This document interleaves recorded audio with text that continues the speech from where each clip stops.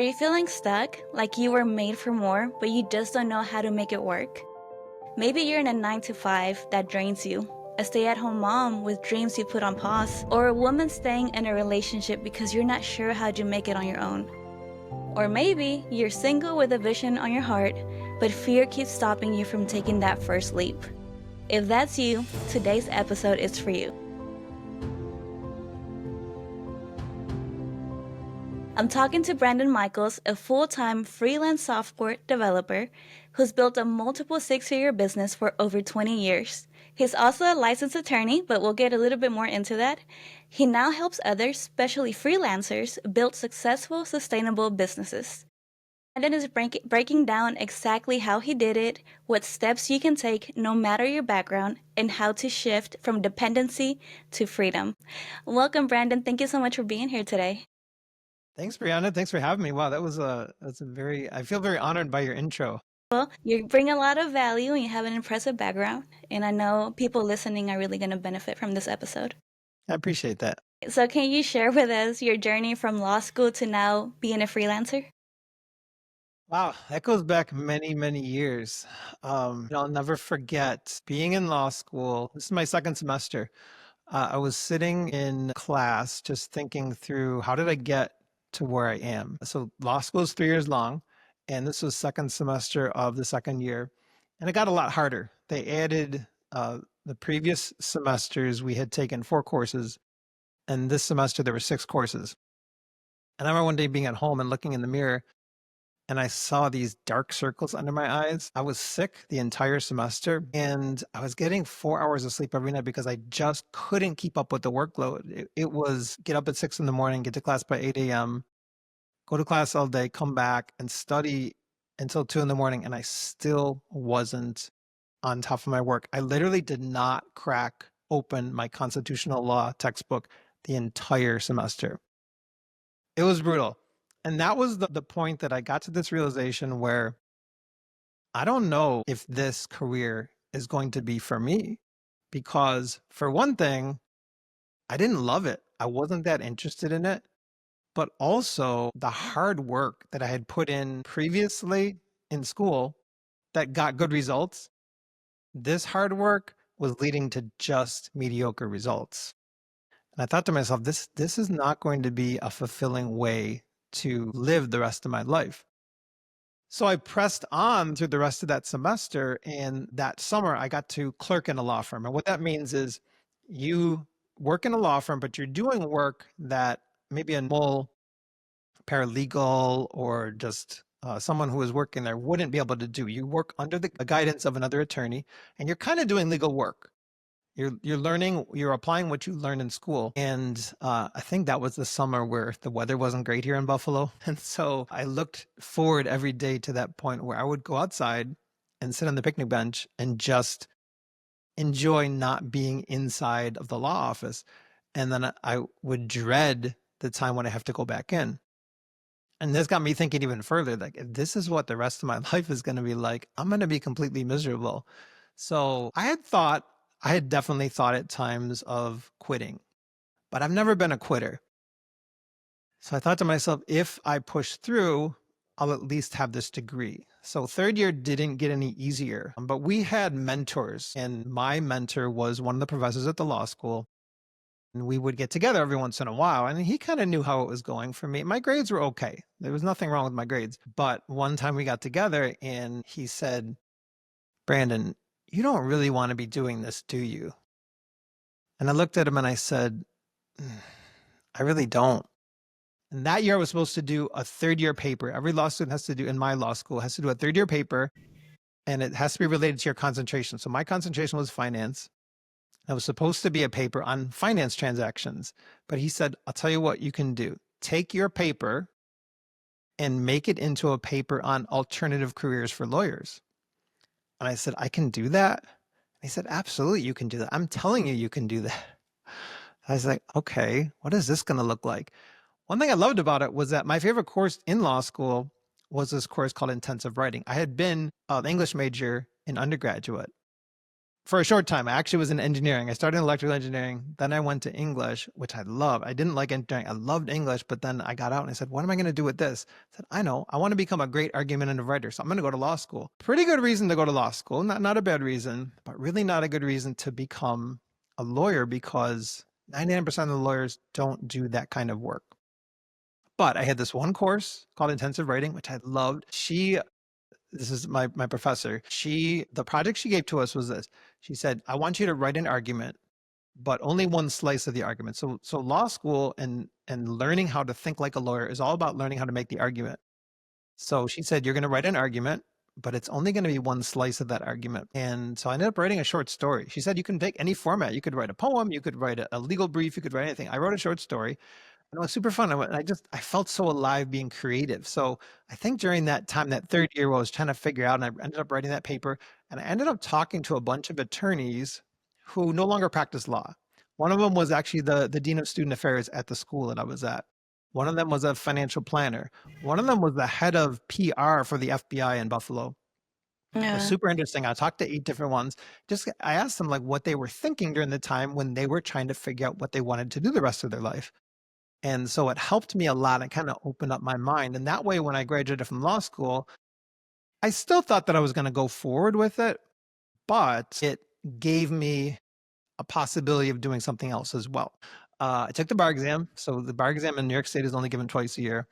So I graduated in May, end of June, took the bar exam in July. You don't do anything for 7 weeks. You literally study 24/7 for this exam. Took the bar exam, and then you have to wait. It's torture. So you have to wait for 4 months for your Wow. results. So you don't get results from the July. You don't get results till November, 4 or 5 months, whatever that is. And I failed. That was one of the darkest days of my life. I literally never failed anything academically in my life. I failed the exam, and they only give it the next time they would give it is February. So I was kind of the same crossroads. Am I just going to quit and give up? It's like, you know what? I'm going to try one more time. And so January came again, and I was like, life stopped, and I just studied. And I think that exam was in mid-February, and I took it again, and then I had to wait until June to find out the results. And I did. I passed the second time, but while I was studying for that bar exam the second time, I had been working for a tennis shop while I was in school. I love tennis. I played on my college team.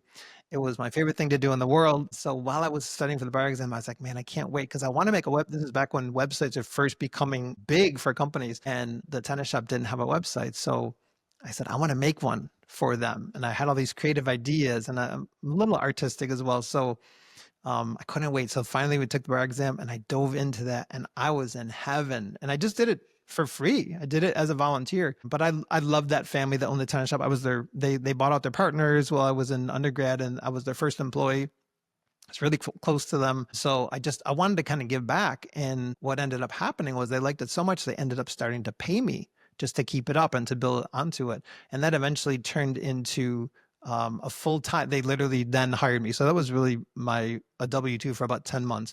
But prior to that, it was just this independent freelance relationship. And then after that 10 months, I went back into like just a freelance relationship with them. So I don't know. Did I answer the question? I think so. So Yes, from you law did. school, yeah, all the Yeah. way to becoming a freelancer, that was my first gig. Yeah, no, and that guy really did you a favor asking you to write that paper instead of, what you were initially thinking. He probably seemed like, he doesn't look like he really enjoys it. So that's awesome that he told you that. He had a really good insight. And of course, he works with students, right? So he could see, Right. kind of read between the lines. Not that I came in smiling every week. He probably noticed that. But yeah, he was a very caring, I think some people can get the idea that lawyers are always very strict and stern and kind of cold-hearted or mercenary, whatever. He was very kind-hearted. He did mergers and acquisitions. So he was very business-minded, but he was a very warm person and very sensitive. I think good emotional intelligence. So he picked up on that, and then he worked with me, and I was shocked that I could do something that wasn't like regimented in the curriculum.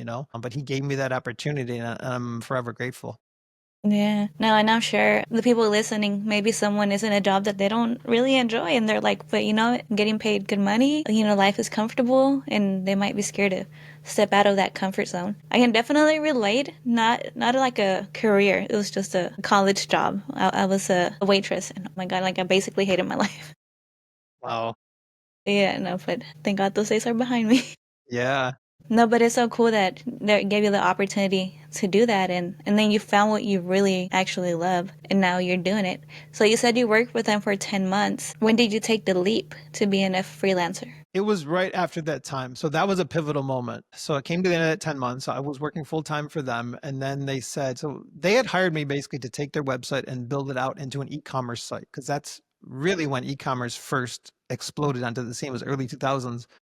And so that's what I did for them working full time. I built out their site into the e-commerce site. So I had a shopping cart and everything on it. They started getting orders. It was really exciting. But they were a small tennis shop. So they said, you know what, we love all this that you're doing. We just can't right now afford to keep paying you full time, but we'll still give you some hours. And that was the point where I had to decide, am I going to go back to the law, try to forge a career there, or am I going to make the leap and just try to see if I can make this freelance thing work? And I'm so grateful that I made the choice to go full time freelancing because I knew that I was miserable, just being honest with myself. And I think that's the challenge for most people. I think it's just to be honest with yourself. You know, you had even mentioned, when you have a job and then you might want to, you're not happy and you want to make a change. I remember in one of those books that I read to write that paper, there was this concept called having golden handcuffs.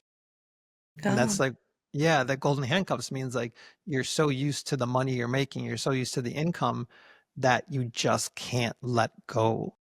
And so a lot of Mm. people, that prevents them from making a career change and maybe making something that's more fulfilling to them, would bring them more happiness, or maybe even long term provide better for them, but they're kind of safe and secure in what they have now and they started earning a decent amount of money. It's very difficult for someone who's made it to a certain place in their career. It's very difficult for them to make that change because of exactly what you said. They're afraid of either losing the income or afraid whatever they want to switch to, maybe it wouldn't provide as much, it wouldn't provide as much income for them, it wouldn't provide as much security or whatever. Now, and actually thinking about what you just said, I'm thinking about other jobs that I had where it was more of a career and it was good money. I was comfortable. I had my house. It was like 10 minutes from my house. I had a mortgage. I was single. I had to pay bills. But it wasn't what I really wanted to do. And I was always scared to step into something else because the thought of starting all over again. It's like I'm already in this position. I already have so many years of experience.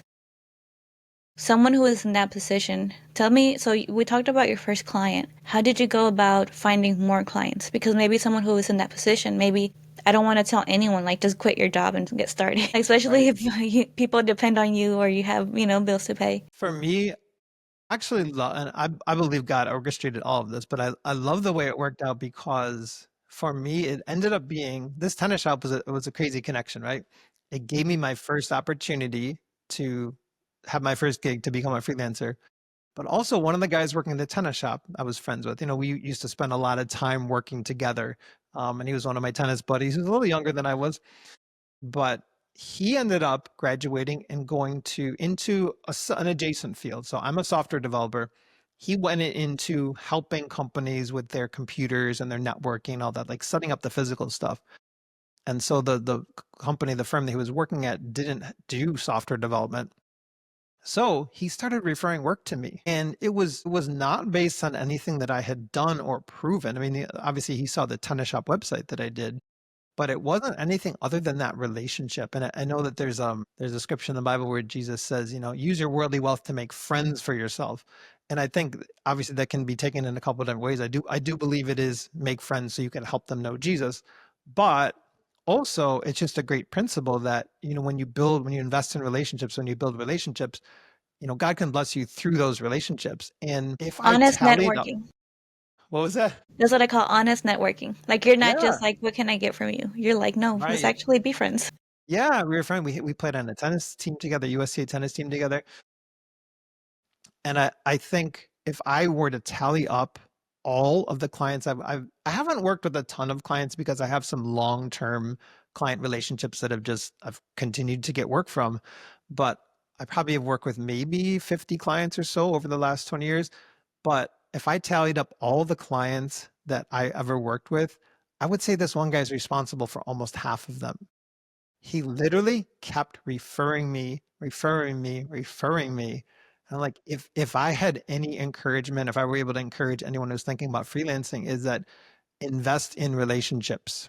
Invest in, just like you said, Brianda, invest in real, honest, true, networking, like building friendships the way I believe the way Jesus did, right? Like he was genuine. He was giving. He was the first to give, Yeah. value people for who they are.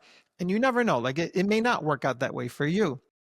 But I literally can look back all the way to the beginning and just see God's hand in all of this. So it's super inspiring. I appreciate you even asking the question. It's super inspiring even for me to think back and remember like what that path looked like. But that's what I would say is like invest in relationships and also, learn about marketing. There's a lot to learn about marketing and sales and all that. Yeah, there are many different paths to getting clients.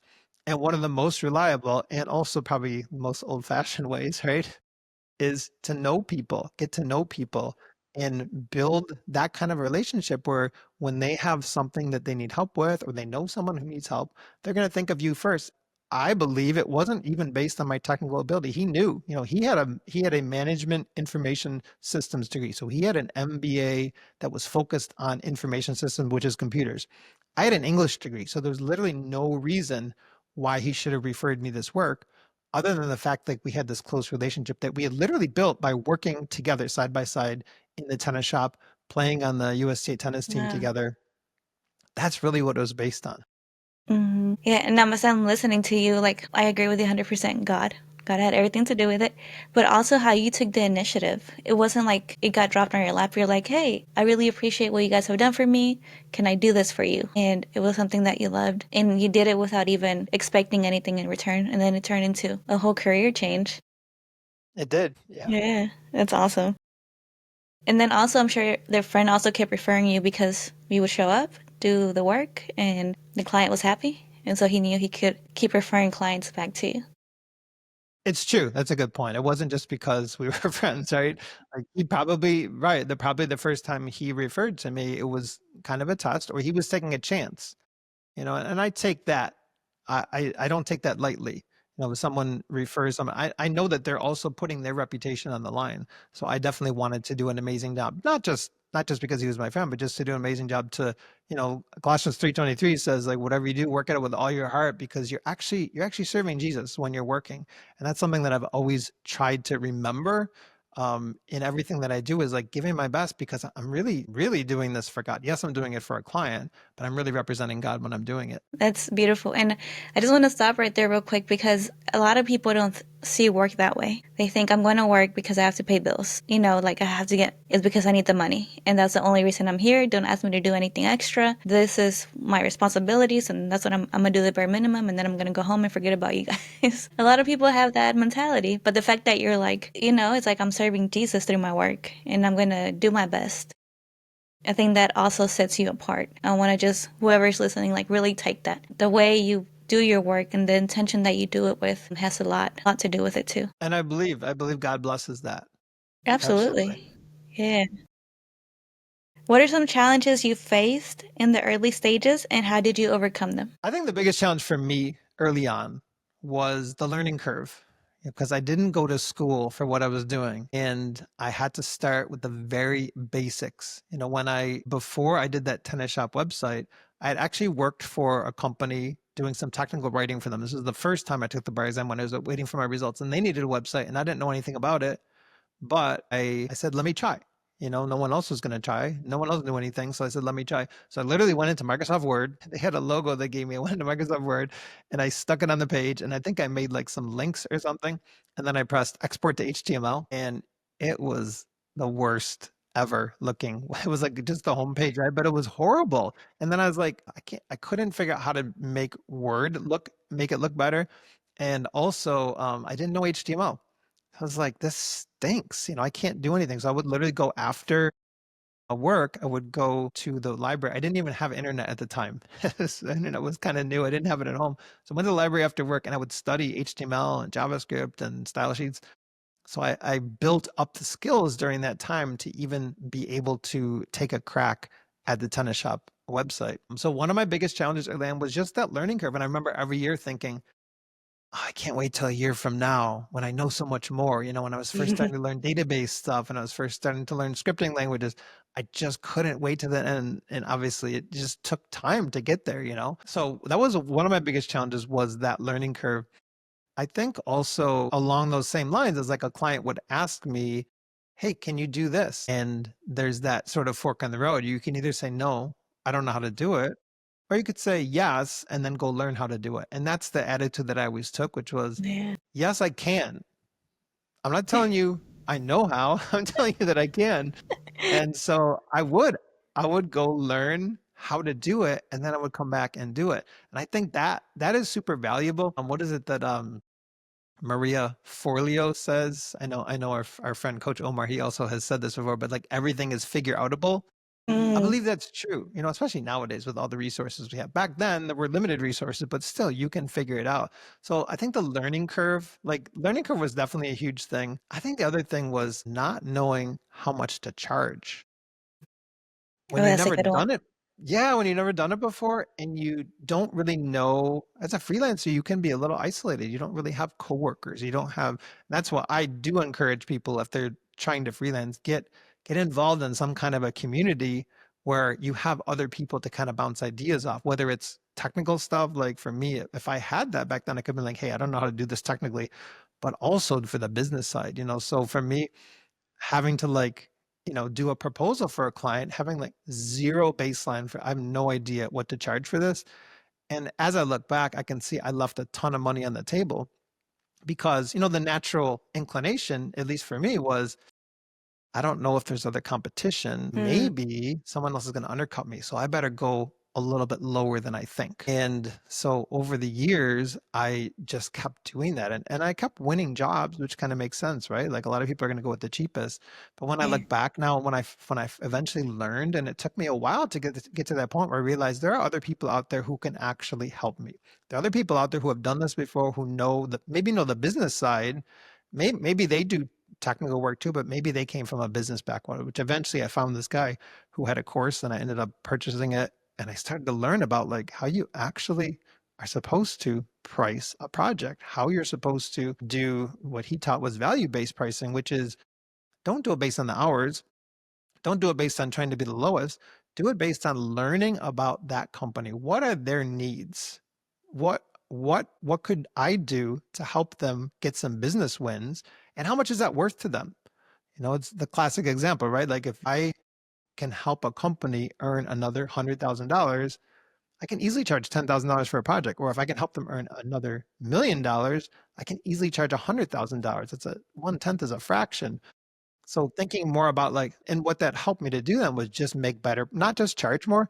It really made the projects better. So instead of me like, I'm going to make a website for you, even going back to that tennis shop example, I didn't just, at first I just made a website, but then ultimately I made a website that helped grow their business, that built out an e-commerce store right on their website. And that was something that helped them to grow, to be able to add more employees. And they became very successful over many years. But that pricing thing, just understanding like what are you supposed to do? What are you supposed to charge? How do you even know what to charge? So for me, I think it was the technical, the learning curve, and then the pricing thing. And those are kind of the two components, right? If I'm a Right. software freelancer, it's you got to know the technical side and you got to know the business side. And both of them, to be honest, when I first started out, I was pretty weak in. No, I like, and I can relate to. So the first one, which was even if you don't know how to do it, say yes. I used to do that too with the jobs that I would get. I Yeah, saw a post one day, probably on Facebook, and it said, if you get an opportunity, say yes. And if you don't know how to do it, learn later. So that was my right. motto for the longest time. And I got up to like director position, and that it was just me saying, yes, I can do Wow, it. And then, going home and learning or that's like good. taking a course or a class or something. And I would figure it out along the way. And then the pricing, that I think that applies even to people who have jobs because a lot of people don't negotiate because they don't know what to charge. But I love what you said about being a freelancer. You think how much money can I make them, and then charging them like 10% of that. Like I'm sure they'll gladly pay that, and it's a win-win. Like around what time or where in your process in your journey did it become sustainable income to you to where you were like, oh, I can live off of this? It was pretty shortly out of the gate, basically because of that relationship I described to you, where he Mm, started getting okay. referrals. Yeah, that, and I wasn't making a ton of money, but I was making enough to survive. I know one thing that would caution people, and it's something that I did because it was available, right? That it was there. It's becoming a subcontractor. So when you become a subcontractor, you're basically doing work for another company who is then getting the work. And so they end up doing a split with you on the price. And at first it sounds great. It's like, oh wow, I don't have to be the one to go get clients. They're going to get the clients for me and they're just going to feed me the work. The problem with that is you're doing work, they're getting the market rate for them and then they're splitting it for you. They're splitting it between them and you. And what happens then is that you're getting like half of the market rate. And if you have high volume, you can sustain it for a while, but you're never really going to grow. And I ended up getting myself in a couple of those relationships, and I made some mistakes along the way. I definitely at one point burned a bridge there when I just wasn't sure how to get out of this. I wasn't sure what to do to start making progress and start growing my income. And I was running out of time, in terms of I only had so many hours in a week. And because I was working at that cut rate. So that's one thing that I would caution people to do is if you're trying to build a freelance business, I understand that a subcontract relationship can be quick money and it can make you feel like, oh, I don't have to do the marketing, I don't have to do the sales, but you're going to box yourself in. Another thing that I thought was brilliant that one of my colleagues early on taught me, and he was even younger than I was, but I said, well, yeah, if I can get a block of work from a client, I'll give them a cheaper rate, like a volume discount. Mm, And he said, why would you do that? I said, well, because, they're giving me more work. So I'm giving them a benefit. He's like, all you're doing is locking yourself in to a lower rate for more time. He's like, your time is the thing that you have to give. You only have a certain amount of hours in a week. I was yeah. like, oh, that's really smart. I didn't think about that. No, and I love how you say that you went and you found community. You went and you learned from others. You weren't just trying to do it on your own. Or you realized that, hey, if I buy this course, if like I actually learn from someone who has done it, I can go further faster. And I think that's huge too. Some people don't want to spend the money in learning from others, whether it's a coach or a course. But really, if you invest in yourself, a coach or a course can help you get there so much faster. And it takes out all that time of you trying to figure it out, making mistakes. If you've never done it before, you are going to make mistakes, but it saves you a lot of time and mistakes. It does. The value is crazy though. That first course that I bought, I think it was in 2014. This guy online, and he basically taught marketing and sales to freelancers. It wasn't the first course I bought. I bought something years ago, but the thing I bought years ago was more like templates, like contract templates, like proposal templates.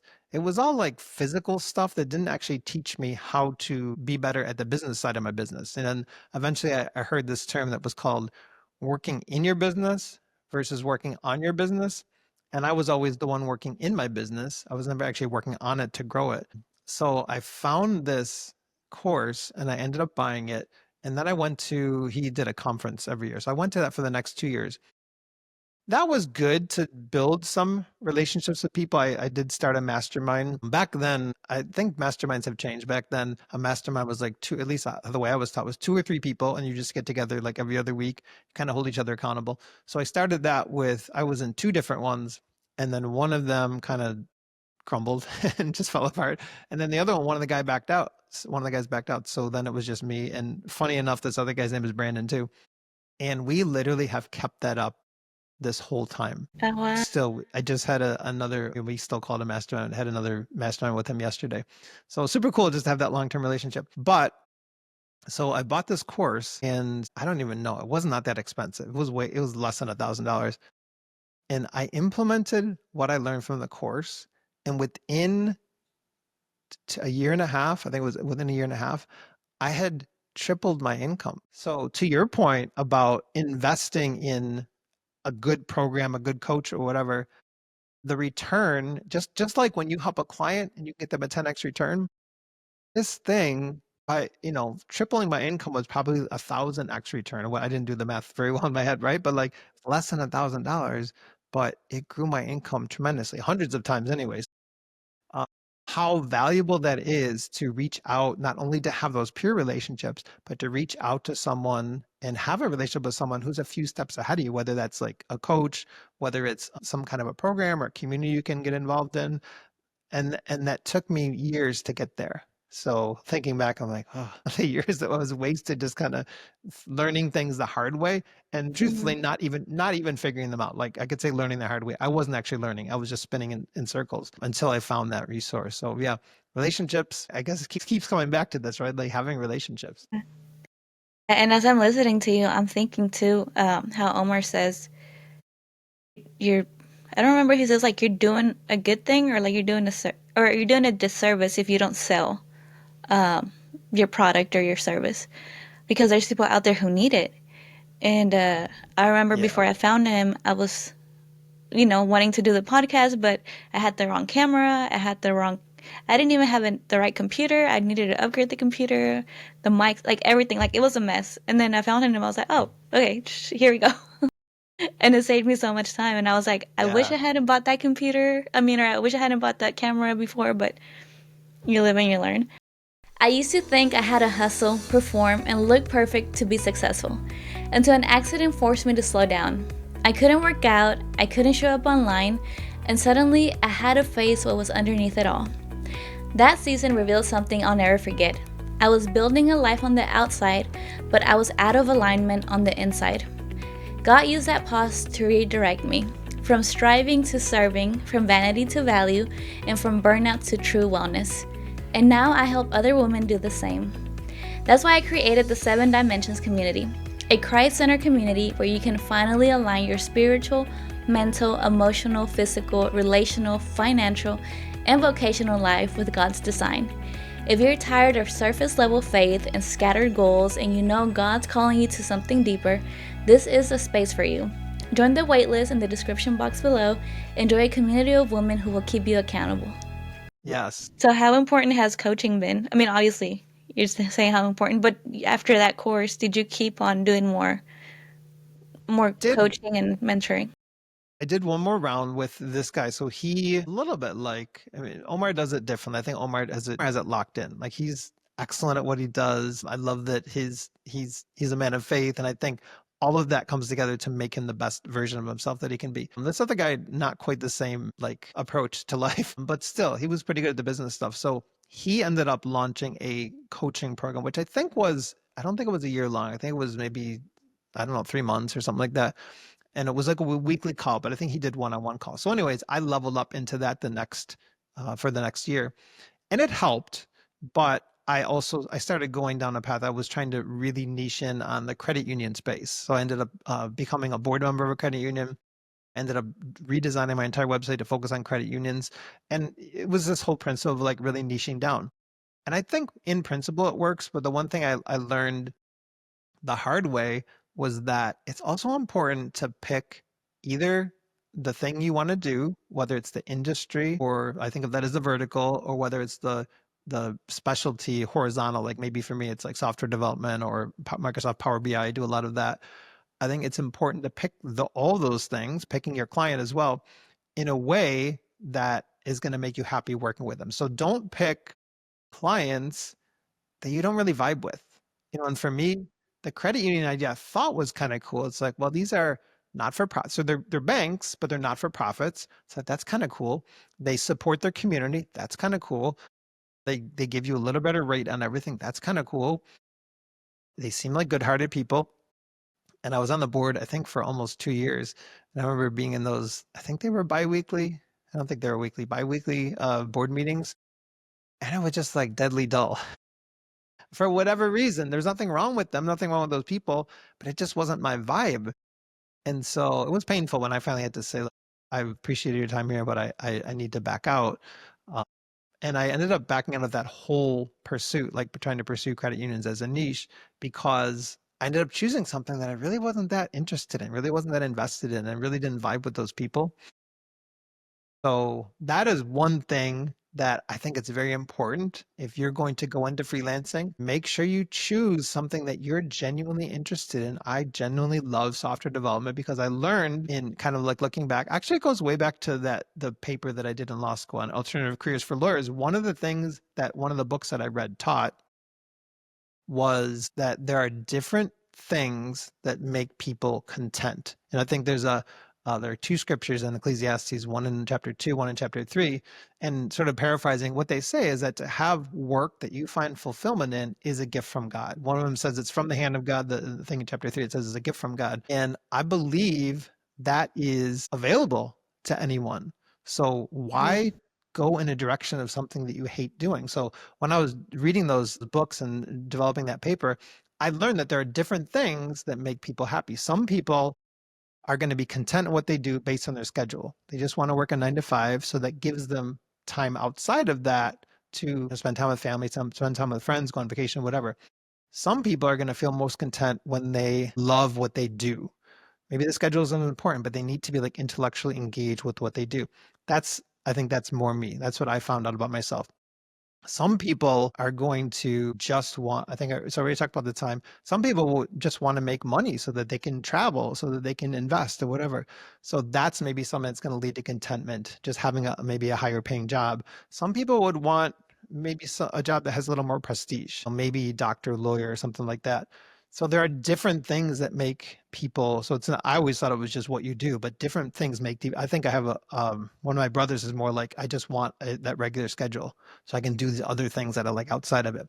So anyway, something to pay attention to if you're going into freelancing is, what is it that you really want? What is it that's going to make you content? What is it that's going to give you satisfaction in the work you do? And it is a little bit different for everyone. So I think that's something that, to do that internal reflection, I think that's important to do before kind of, if you're going to make the leap to freelancing, before making that leap.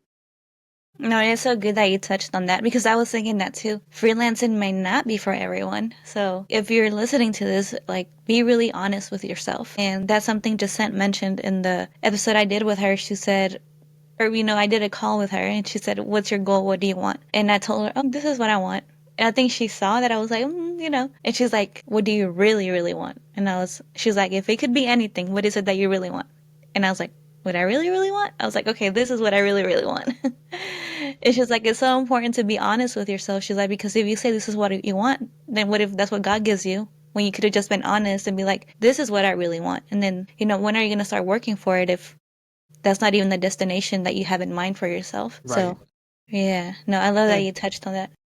it takes some personal reflection, because as obvious as it sounds, or what do you want to do? For me anyways, I had to kind of peel through the layers of, I think maybe I'm doing this because my parents expect something from me. My dad was an electrical engineer. Maybe that's why I started in electrical engineering. I did well in school. So then you can even think like, what do my high school classmates think? What am I like? They're going to expect. What do my college classmates think? They're going to expect that I actually do something, right? So to dig beneath all that stuff and figure out, how is it that God made you? Like, what are the particular gifts? Bible says we're fearfully and wonderfully made, like very intentionally crafted by God. What are the gifts? I believe that based on those Ecclesiastes scriptures, there is a fit. It's kind of like, how did your particular set of abilities, talents, proclivities, if that's, I don't know if that's even the right word, but all the things that God has put inside of you, I believe there's a perfect fit, Absolutely. because that scripture says, I think the chapter 2 scripture says, it's from the hand of God. When you have that, there's a perfect fit for you somewhere, but it takes digging through maybe those expectations that come from external sources, and really dig down to, like, what are your true gifts?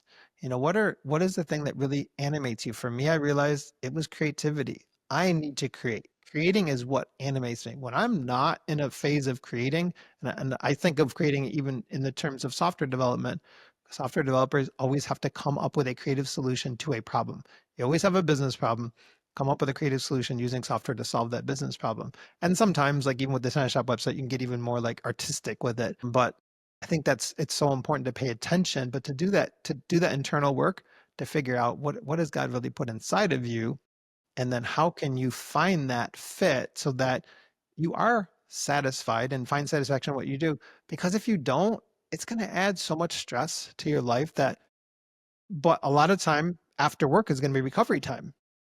I don't want that for my life. Like, I want after work, I want to be able to go do things with my friends. I want to be able to serve in my church. I want to be able to go play some golf, not just be so drained and have to recover for the next day. No, absolutely. And I love that you touch on the gifts as well. I'm currently doing a Jenny Allen Bible study. It's called Restless, and that's what it's all about, the gifts. And she even has like a little spiritual gift online survey that you take. And yeah, absolutely. I agree. Like, figure out what's your gift. Is this even for me? Like you said, what are your goals? Do you want to maybe just work a 9 to 5 and come home and not have to worry about work? For someone listening, and then you also mentioned how you want to enjoy your life outside of what you do. You don't have a family yet, but to someone listening, what would you tell them or what would you advise them when it comes to balancing work and just life in general? Because you're your own boss. So you don't have someone telling you you have to be here from this time to this time. Or you're running the show. So are there any boundaries that need to be set, or how do you manage that? Yeah, that's a great question. Not easy, not natural, I should say, right? Like if you become a freelancer and you have that complete freedom to do whatever you want to do, it doesn't mean that you should do whatever you want to do. So it takes some work to I guess it's discipline. I guess that's the word. It takes some discipline to be able to identify sort of what are the for me, the temptation would be like, I just want to go out and play golf all day long. When the weather's Buffalo, New York, right? They say summer in Buffalo is 2 weeks of bad skiing. We have a short amount of time to take advantage of the outdoor weather. So for me, I would want to just like take the whole summer off and just, that's not going to work when you own a business and you have to still bring in income and pay a mortgage and all that. Yeah. So I think for me, it's first thinking of discipline and not in like I got to be disciplined sense, but just like set up some structure. So for me, I do try to keep mostly regular working hours. And that's mainly because my clients, I do have one client who is a larger client, they're multinational, so they're worldwide. But even with that, we try to keep it mostly a normal kind of schedule, at least, considering East Coast, West Coast, United States. So I would say sticking to some, or at least establishing for yourself what schedule means, and having some kind of a framework to stick in, because otherwise it's too tempting to like, anytime your buddy calls you up, you want to go play golf, or do you want to play pickleball, or do you want to go grab lunch? Like it's very easy. And I think I did that for many years. Very easy to just say, yeah, oh great. Yeah, I don't. And then you come home at night and you're like, oh, I really got to get that work done. And then you end up working late at night and then your sleep schedule is off.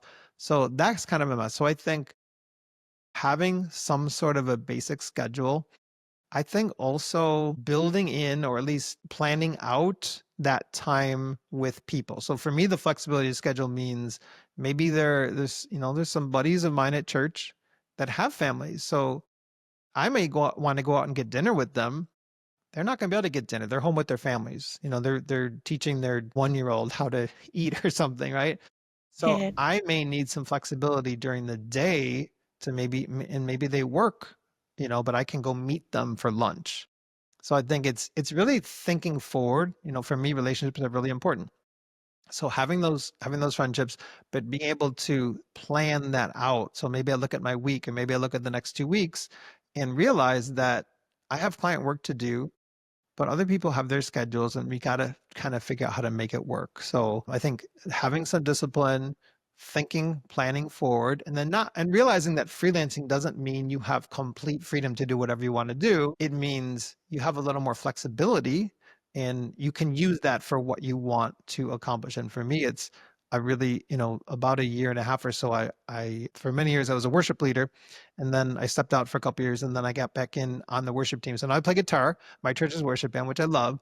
But getting back into that after a few years of having not played much, it took a lot of work. So I literally would block out time during my day, because it was really the only time I had, block out time during my day to practice.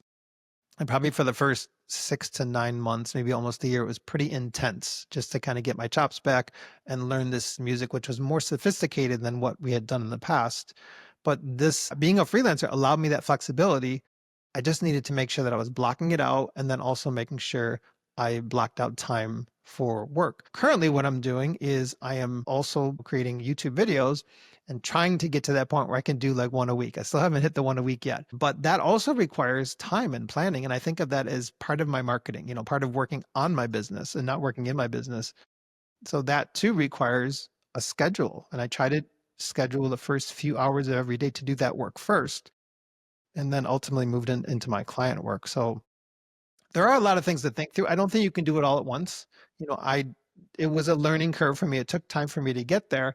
But I think this is another reason why it's really important to have either peers or coaching or someone to help you get this in place so that you're not spinning your wheels for years, which is really the truth. If I look back to my early years, it was just doing it however I thought was the best way to do it, which was not the best way to do it. I love that. And I love that you mentioned discipline because I feel like people hear discipline and they think like this rigid, like has to be done this, and this. And the Bible talks about self dominion. So discipline, being a gift from the Holy Spirit. And yeah, and I agree organization is so important. I'm not a freelancer, but I just started doing the podcast and the Bible study. I'm 3 months postpartum. Wow. Yeah, so I was like, okay, I can't do coaching. I can't be running a business right now because obviously my newborn needs me and he's my Right. priority. But I can still do the Bible study because it's just a women's Bible study. So if I need to feed him, they're like, hey, go ahead. We'll read from it. Super understanding. The Yeah. podcast is pre recorded and every guest that I've had, thankfully, thank you. Very understanding also. Even though I'm not a freelancer, I can see how that would be so convenient for a mom because, like you said, you still have a schedule. You know, we meet for Bible study. We meet every Saturday at 10 a.m. The podcast, I'm trying to, upload every Tuesday morning. So even though it's just me, I realize I need a schedule. But I have the whole week to do it. And when the baby's taking a nap, I'm like, all right, I have time now. So it's not a time that I have to like specifically be like, okay, I have this meeting, I need to show up at this time. No, it's, I know I have the work I need to do, but once the baby's taking a nap, I can go work on it. And then once the baby's awake, I can go and take care of him. What I've recently been doing too, I'll let him just fall asleep on me, contact naps. And while he's sleeping, I'll just be on the computer, like have the computer on the side Yeah. and edit and upload. Yeah. So it's been a learning curve, but I love and I feel like it's such a blessing to be able to do that, to not have to go back to a job as a Hmm. mom, go so many hours without seeing my baby. I'm able to work from home and just I'm still getting things done, not to the extent that I was before I had him, but like I said, it allows me to make him a priority, and at the same time, I don't have to like completely stop and not do the things that because like you said God did give us gifts. There are being a mother is a calling, but For sure. it's not the only calling that we're given. Yeah, but That's that's great. where I'm at right now. I'm like just gonna do a little bit and then eventually once he's older and I'm able to then I'll go back to coaching, but for now I love that I get to do Bible studies, I get to podcast and learn from people like you. It's really good. It's Yeah. really good. Um, so you said several Bible verses, and you talked about how you feel like it was God and how all the work that we do should be for God.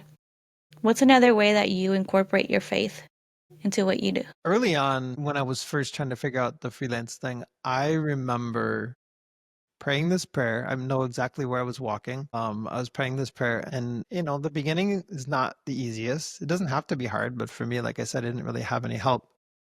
I remember praying this prayer and thinking about Matthew 6, the end of that chapter, 33, 34, where I believe those are the verses where it says, where Jesus said, seek first the kingdom of God and his righteousness, and all these things will be provided for you. And these things he was talking previously about, he's like, don't worry about what you're going to eat. Look at the birds. God feeds them. They don't plant and harvest and store up in barns or refrigerators or freezers or whatever. God feeds them. He said, look at the flowers of the field. Like, why do you worry about what you're going to wear?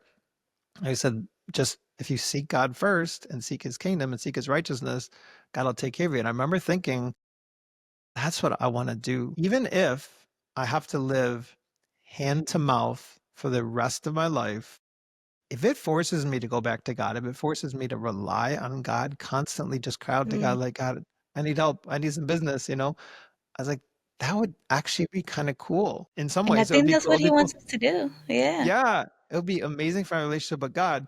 Maybe it would still be a struggle financially or whatever, but I remember just praying that prayer over and over and over again, but also praying that God would bless my business. And I truly believe, like, I literally have, I don't want to say I've never had to look for work, but I can't think of ever going out and doing cold outreach, because of the relationships that I've had, because of the referrals I've gotten, but also just by, trying to have that heart of doing excellent work, clients will come back to you. So I truly believe God has taken care of me. Like one of the things I'm trying to work on is learning how to help freelancers that have to do cold outreach because it's really never been something that I've had to do. So I think of that scripture as the very beginning when I was freelancing, but then constantly and thinking that everything that I have has been provided by God. My job, my focus, my North Star is just to focus on pursuing God is righteousness, pursuing his kingdom, and then trusting that God will provide everything else. So that's something that I hold close to my heart. I also think back to sort of my journey. This is one of my favorite stories to share. So when I was working for the tennis shop, one of the things we did the first year was we created an online tennis league. It was a way to get players in the area to come together and play. Obviously, that's smart from a business perspective, right? Because the more people play tennis, the more they're going to have to come into the tennis shop and, buy rackets and strings and balls and all that kind of stuff. But we went one step further. We created this online league, and it was really my first like web application that I built. So not just a website, but something that was interactive. They had to log in. They would like report their matches. It would keep track of their matches, and it wasn't about winning the match. It was about just playing, and you got points every time you played. And if you accumulated a certain amount of points, you could come into the tennis shop. Like I think the first level was like if you accumulated 5 points, you would get a free can of tennis balls, and maybe 10 points was a free pair of socks, or and all the way up to like you could actually get a free pair of tennis shoes if you played a lot of tennis. And, they were giving, but also it encouraged people to come into the shop. So maybe if they got the balls, maybe they would also buy, I don't know, a new tennis and get their racket restrung or whatever, or buy a pair of shoes. But the second time we did that, so the first year we did, the second year we did it, I knew at that time, kind of grew up religious. I wouldn't say I was a Christian growing up, but I grew up religious. I knew there was some scripture in the Bible that said, but what the scripture said was basically just to spread I think of Matthew 28, but I didn't know what it was back then. It basically said, they Oh, the tell the Great world about Jesus. Commission. Yeah, the Yeah. Great Commission. But back then I didn't know that. Back then I was just like, I think there's something in the Bible that says we're supposed to tell people about Jesus. So the second year I told myself, I said, every single person that I play, because I was the creator of the online application, the online league, but also I was a participant, right? So I was playing. So I said, every person that I meet this time, every new match, because the idea was just to keep playing new players. So every person I play in a tennis match, I'm going to ask them if they believe in God, if they know who Jesus was. So I remember the first time I did it, it was a doubles match. And afterwards, I got up the courage to do that and to say that. And the other guy, three guys were standing there. And I said, asked them if they believe in God, they know who Jesus was. And it was dead silence. That's like, oh, this is awkward. Later that week, one of the guys called me and he said, yeah, and we had kind of grown up in the same denomination. So we were kind of commiserating. I was like, yeah, I would sit in the back and I would kind of be falling asleep. And I didn't really, at the time, I thought, I'm going to help this person. Like, I didn't really know how to help anyone spiritually, but it encouraged me. And ultimately, what happened that year was I met a guy who was a Christian, and we ended up getting into some Bible studies, and I started to learn like what God really called me to do, what Jesus really came for, and what it meant to have a relationship with Jesus. Anyways, I ended up doing the Bible studies, I ended up getting baptized, and I was like, God worked all of this out. He took me from this thing that I was dreading, which was the law, and I stumbled across web development. Then I ended up doing this website for the tennis shop. And then they hired me, and then we did this online tennis league, and then just put that on my heart to like ask people about God. And then I met this guy, and then I'm like, my gosh, like that's how I became a Christian. And so that is something that I obviously will never forget, but it's something that also helps me to remember just God's hand in all of this. So I guess your question about like how my faith is a part of this is like Yeah. it's everything. It's allowed me, and I just see my hand. I see God's hand in so much of this that when I have an opportunity like this, even to share this story, it makes me feel even more inspired. Yeah, absolutely. Is he hungry? All right, might have to take a break really quick.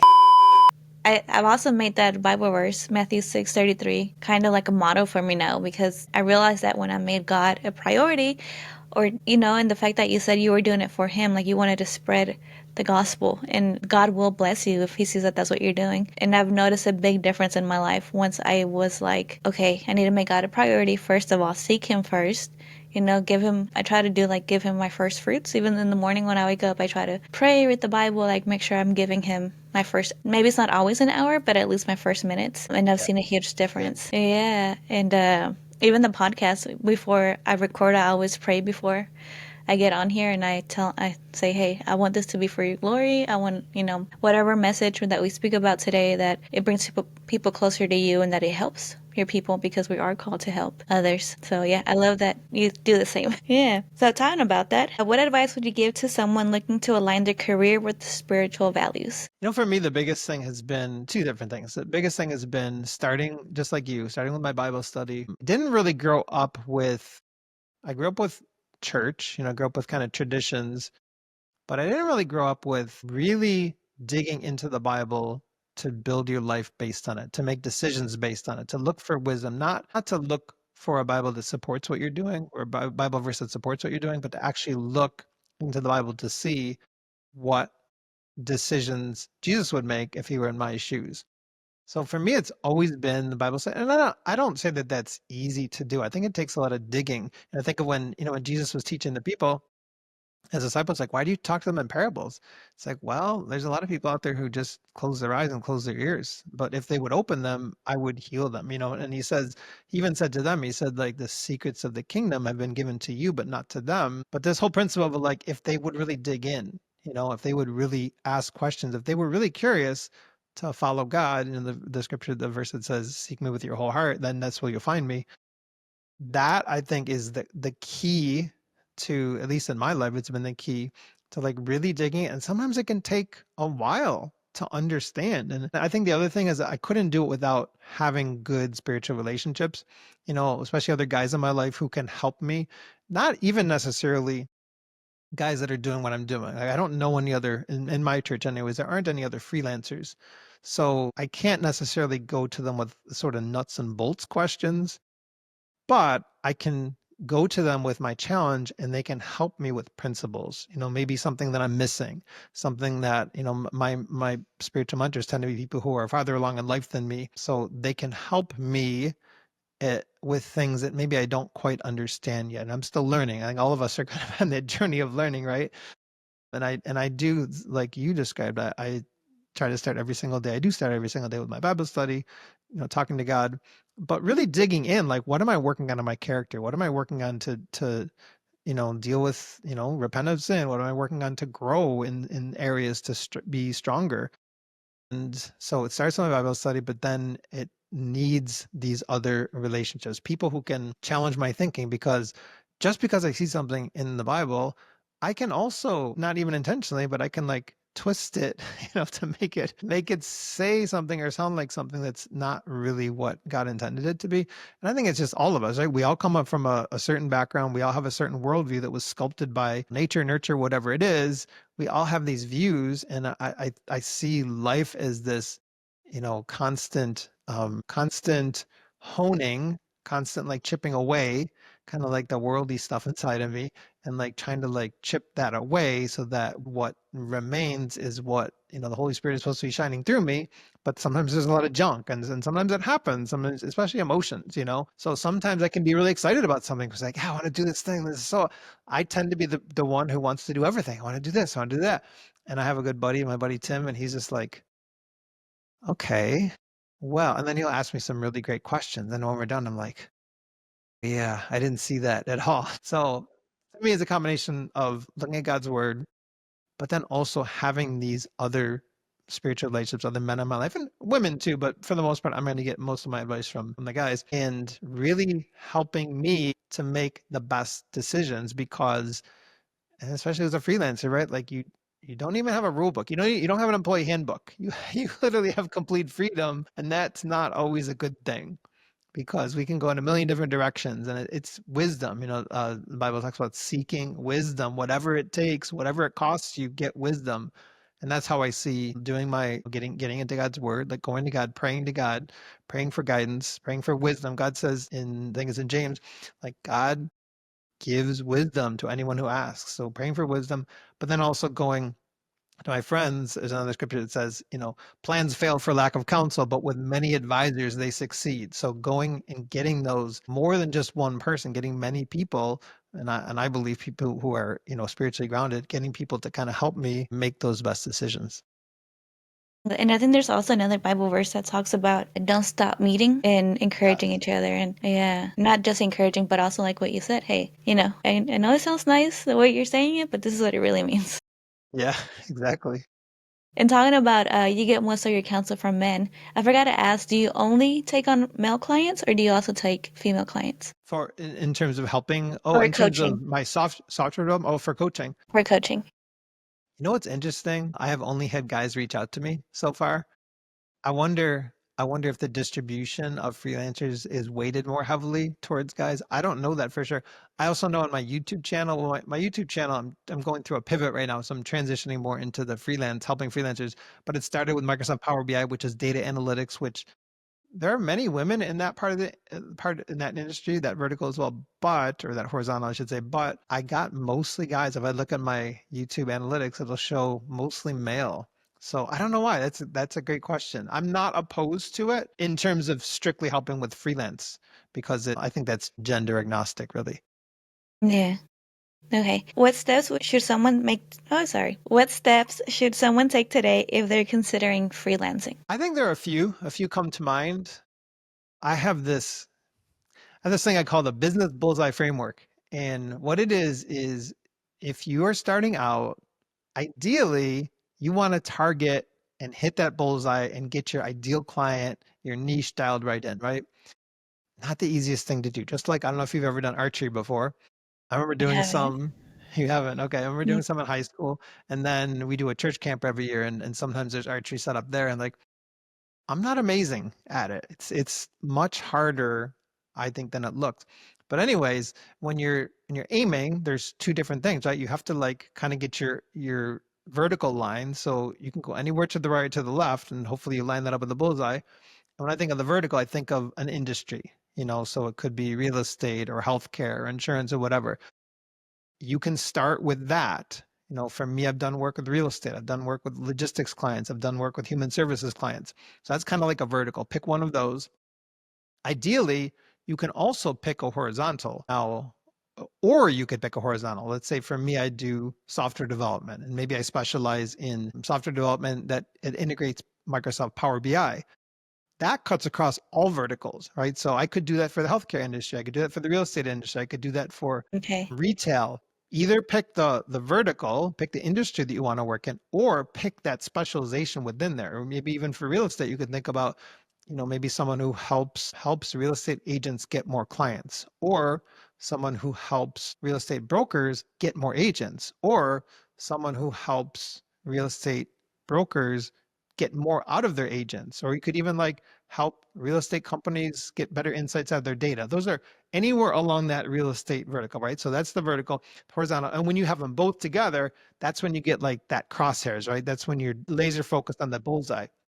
So I think for someone starting out, I think it's important to pick something, either pick a vertical or pick a horizontal, but if you know both, pick those. So have some kind of a focus. If you can't figure it out, you can kind of do what I did, which is just try something. That's the best way. Just try something because kind of like I think I'm repeating a little bit in my latest video, but just like Thomas Edison, right? He figured out 1,000 ways not to make a light bulb before he actually hit on the one, right? But every Well, time he I don't eliminated know. something, Some people might argue he stole it from somebody else. maybe he did, maybe he did. The principle though is that if you eliminate something, sometimes that's just as valuable. Like for me, it Right. was Yeah. painful, but I eliminated the law. Yeah. Unfortunately, I went pretty far down the path, but I said, I don't want to do it the rest of my life. So if you just pick something and try it, you can at least eliminate something. But that's what I would say if someone's first starting out.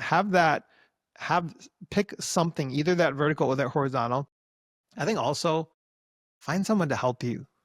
I'm thinking back again to the things that I didn't have at the beginning, but find someone to help you.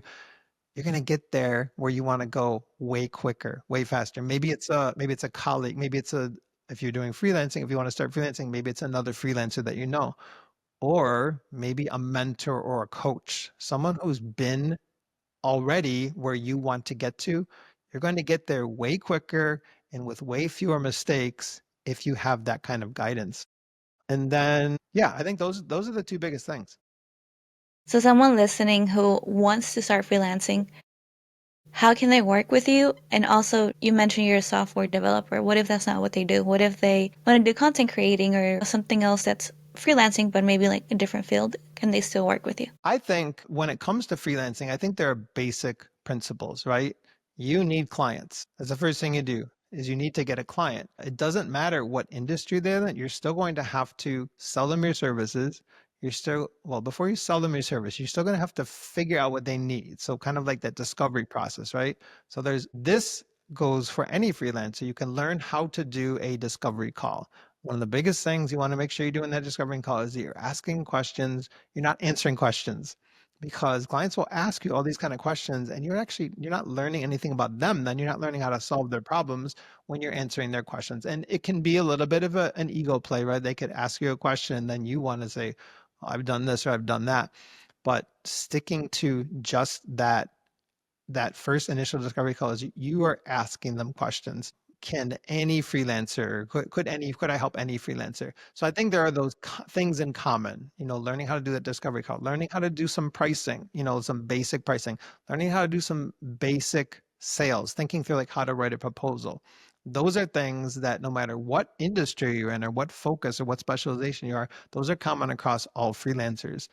And for me, what I like to do is I like to do just start with some one-on-one, maybe like a discovery call, a one-on-one coaching call. Sometimes people call it a strategy call. Just kind of get an idea of where that person is. And the best way for me, the best way to reach out to me is either through Instagram or my YouTube channel. I'm on other platforms, but I don't keep up as much with, say, Twitter or LinkedIn as much. But I'm Brandon Michaels everywhere. Reach out to me, set up a call, and I would love to hear what your challenges are, what you're trying to work through. And if it makes sense, maybe we could work together.